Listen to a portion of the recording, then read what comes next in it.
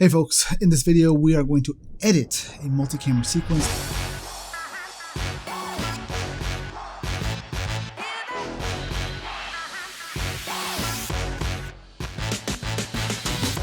Hey folks, welcome. My name is Belal Khan, and this video, this is part 3. I'm going to be walking you through how to edit your completed timeline sequence. Is ready to edit. It's been graded, it's been aligned, it's good to go. The edit in this case is going to be really fast because it's literally just one take of a gentleman reciting. His name is Fateh Sefaragic. If you haven't checked him out on YouTube, check him out. If you like recitation, that kind of stuff. So this video here is everything is ready to go. We just got to edit in timeline. So how do we edit in timeline? Let's say now, up until this point, we were graded, color, cameras are matching. So I just want to say a quick disclaimer. If you have a slow computer and you need to edit without the grades and the effects, all you have to do is go into the subsequences that we created before for A cam and B cam, and all you have to do is just turn off the actual grade, right? So you turn off the grade, so this way there's less live processing the computer has to do, right? And also at this stage, because you're going to edit, and if you're dealing with 4K footage, what I would advise you to do is create proxies. What are proxies? Proxies are basically a way for the computer to work with a lower resolution file in an automated way. So all you have to do is, if you have any 4K footage, like this particular file, actually not that one, this one actually, this particular file is recorded in 4K. How do we know that? If we drag this all the way and we look at the video information, you'll notice here 3840 by 2160 versus this one being 1920 by 1080. Generally 1080p footage at this day and age, if you have a computer that's 3 years or newer, then creating proxies for 1080p footage is unnecessary. But if you've got 4K footage, you may want to create proxies. Right click, go to proxy, create proxies. Now, this is something in my best practice if I'm dealing with the production of a seminar or series of videos and hours worth of footage, then I will go ahead and create these proxies before I even begin everything that I've showcased up until this far, even before step 1. In fact, I import the footage, then I create proxies. But if you're dealing with 1080p footage, you can skip this, but all you have to do is go to proxy, go to create proxies, and then you click OK. And the process for that essentially is it'll open up Adobe Media Encoder to tell you it's ready. Sometimes it just starts on its own like it just did right now, and it'll go ahead and create that proxy. It'll process that 4K footage into a lower resolution file that you can work with on the go. Now, my computer's pretty fast, so it just runs through that with cuts through it like a hot knife through butter. Boom, done. And so that proxy is created, exit that out. And because everything is kind of automated, because that's how Premiere works, it's already recognized a proxy. And from here, you notice that there's little things that toggle proxies. If you do not see that for whatever reason in your program window, then all you have to do is click on the plus button, right? And you'll see it here, right? And then you can click on that and it'll be added. So you cancel, turn on create proxy, and boom, suddenly you'll notice that the image is just kind of gotten wonky looking. It's gotten squeezed or whatever. It's just a proxy, right? It's a weird resolution, and it's a good way for me to know if I've got proxies enabled or not. So that's it. Now in my case, because I'm dealing with 4K footage, my computer's going to be able to handle it, so I'm going to just go ahead and skip that. So let's now get to the actual edit. Now, how do we begin the edit? We've got a whole process, right? Assembly, editing, and color. I kind of flipped that. I went to assembly, color, and edit, but I disabled the color grade, as you'll notice. So disable the color grade, then go to edit, right? Now from here, what you want to do is set your timeline. Now the thing is, I've got the audio file as well as the multicam audio. I'll just go ahead and mute the audio file. I'll just keep that here for reference. And then from here is I'm just going to select both of these, or if not, just make sure that your the actual timeline video audio layers are selected. If it's not selected, and I do Control K, right? You'll notice that it made a cut on the selected ones when I actually wanted it to cut across all the layers. And so I'm going to put my headphones on so I can hear what's happening, right? And so let me just select the layer, and let me just move that up a little bit so y'all can see that appropriately.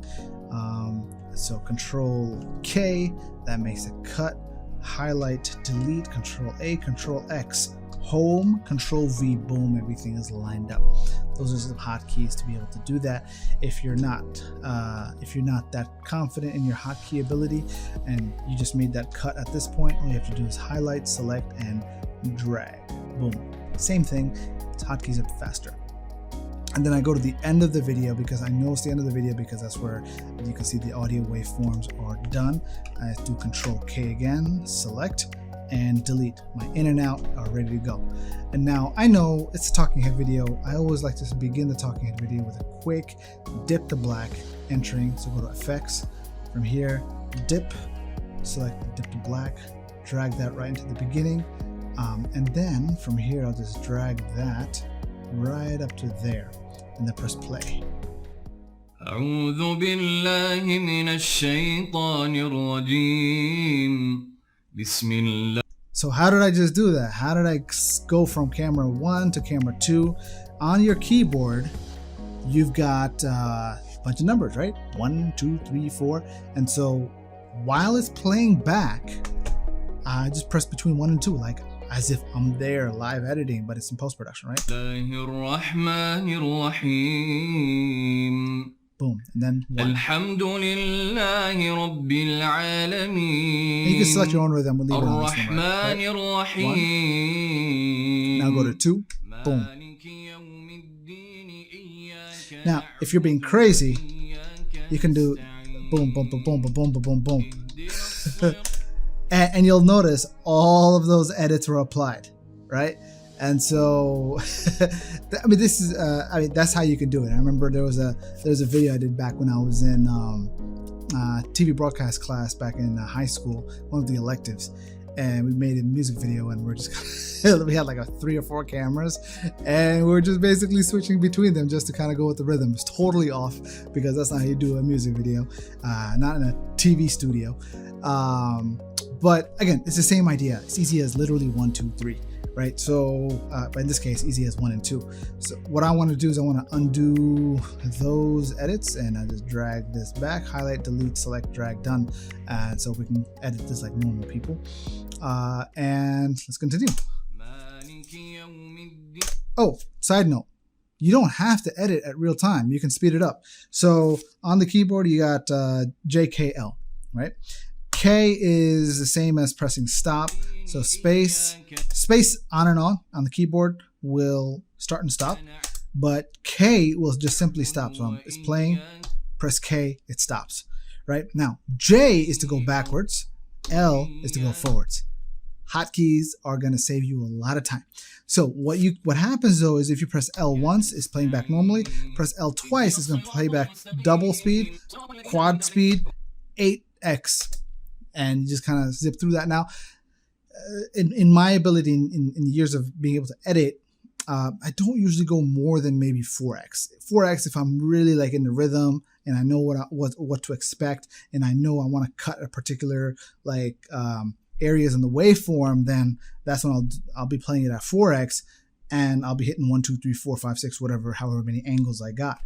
But in this case, just so that I can edit through it relatively fast, I'll go at 2x, right? 1x, 2x. 1. اهدنا الصراط المستقيم صراط الذين أنعمت عليهم غير المغضوب عليهم ولا الضالين آمين. Done. Simple. Easy as 1, 2, 1, 2, done. There we go. So the whole thing is that completes the edit, right? And so that's simple, straightforward. In fact, what I'll do is I'm gonna create, so the next step is to do the graphic overlays, right? And the graphics overlay, I'm gonna make that into its own video because it's a little bit more involved. But like if you were not to add any graphics and you just wanted to do a talking head piece just like this, then you'd be done, right? So, and that's in fact, if you wanted to complete this, all you have to do is from this timeline, you go to, what I like to do is I do Control M, right? Or Command M. Boom. And what that does is typically it'll bring up the export media, but for whatever reason it's not happening, you go to export media just like that, and it'll bring up the properties. And all you got to do is simple thing, right? Just from here, format H.264. You just want to make sure that's selected. And then for preset, you just kind of scroll down, look for YouTube 2160 4K. Regardless of whether you're editing on a 4K timeline or 1080p timeline, always export to 4K. I press it to 4K. YouTube likes that. And this is the final export. Make sure render at maximum depth is highlighted. Use maximum render quality, use previews. And then from here, what I would say is go to CBR, constant bitrate, and I select 100, right? So 100 megabits per second. And then I click on Q, right? Or export. Export will export it right here, or I can click on Q to add it to the Adobe Media Encoder if you're going to be exporting multiple files, and let it do its thing. However, if you are not done yet and you do your graphic overlays, then that's when the next part is going to be important. So stay tuned.